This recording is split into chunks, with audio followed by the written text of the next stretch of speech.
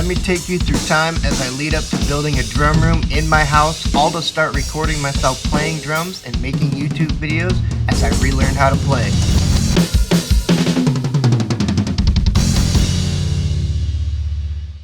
I started playing drums at a young age.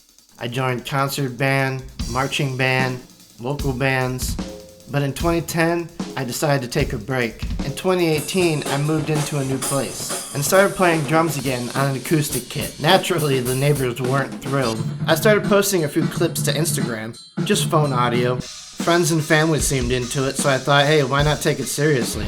I'd been playing the same Pearl Export kit I got for Christmas when I was 13, and it was time for an upgrade. But here's the thing. I was way out of the loop, man, with modern recording. So I grabbed a Behringer mixer at first, thinking, cool, I'll just run this into my PC with Firewire. A quick trip to Guitar Center changed everything. That's where I found out about a Focusrite 18i20, and boom, things started to click. I picked up a shared drum mic pack with 4 SM57s and a Beta 52 for the kick. Threw in 2 Sterling audio overheads for good measure. I'll break this all down in a second. So the neighbors started complaining once I started playing, of course. I figured, I'll build a drum room. I started mapping out everything in Photoshop, yes, inch by inch.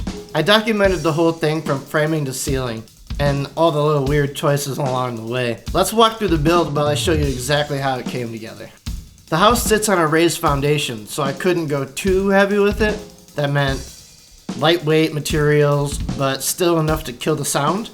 The hardest part was making it modular, light, and actually effective. I started with a lightweight foundation, removing some 2x4s as I needed to keep the weight down in the room. For the walls, I used 3/4 inch drywall and packed them with insulation. Instead of full studs, I connected the panels using small pieces of 2x4, again to save weight.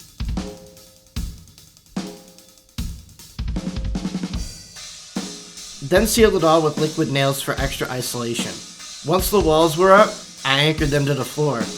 But I left space around the edges so I could access everything later on. And this is important. None of this was actually attached to the house itself. The last big pieces were the roof and the door.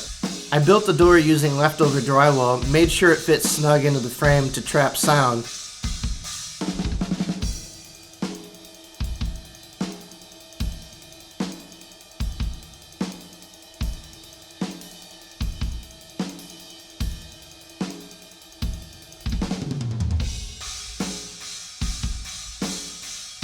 The roof went up into 2 separate pieces, easier that way.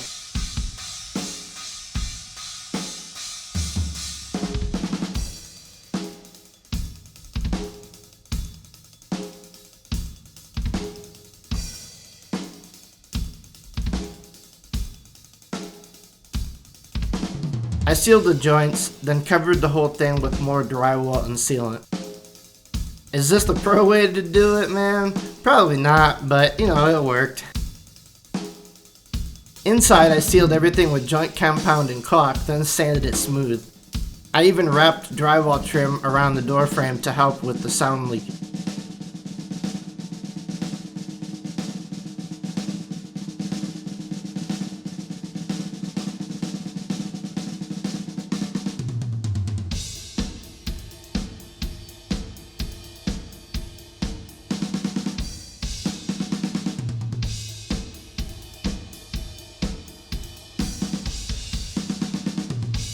Once it was all sealed up, I grabbed a bucket of paint on sale and went to work.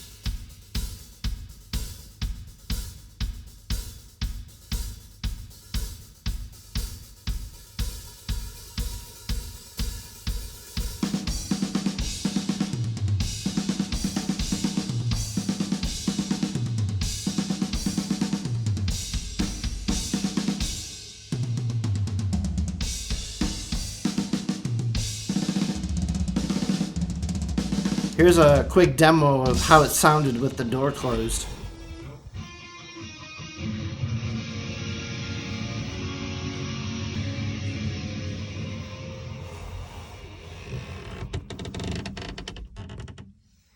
For the floor, I found some wood panels on sale and added a subfloor underneath before laying it all down.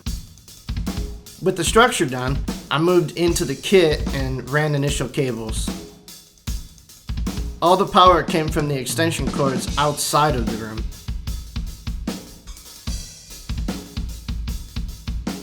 I even set up the PC outside of the room to cut down on fan noise and to keep the heat out while recording.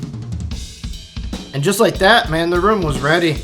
Not perfect, but it's quiet, it's functional, and dude, it felt like my own little studio. If you have any questions about the build and the materials or anything, let me know down in the comments, man. I'd love to hear any feedback or questions that you might have. From there on out, it was all about getting the vibe in place and getting the right gear down.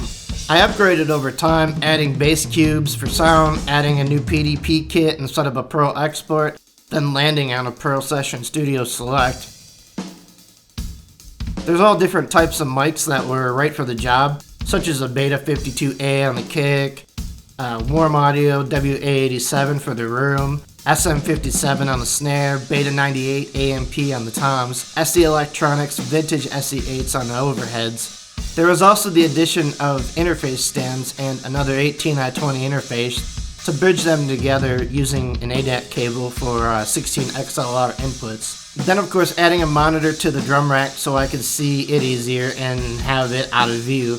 Then I put a camera on a slider that was also mounted to the drum rack, and eventually redoing all the wall behind me with black alligator wallpaper and adding the JM neon and custom skateboard mounts to hang the skateboards on the walls. And I use FL Studio as the go-to DAW choice to route all the mics into.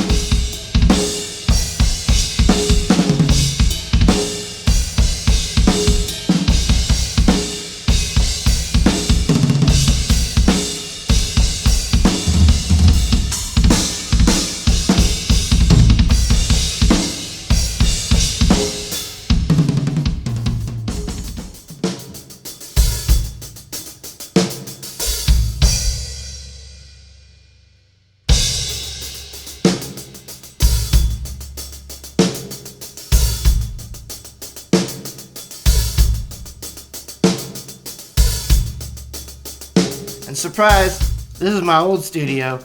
I just moved into a new studio and I'm setting it all up. But I posted a video recently in the new space, so go check that out. And that is the story of me building a drum room complete with soundproofing, a killer drum kit, and recording gear that brings it all together. It's been an incredible journey since I dusted off that Pro Export kit. And I've learned a lot along the way, like, you know, how not to dry a wall. Seriously, don't take my lead on that one. Let me know in the comments if you have any questions about any of the gear or any of the build setup. I'd love to answer any questions for you. And I'd also like to hear your stories, so let me know if you've done something similar before. Until then, stay creative and rock on.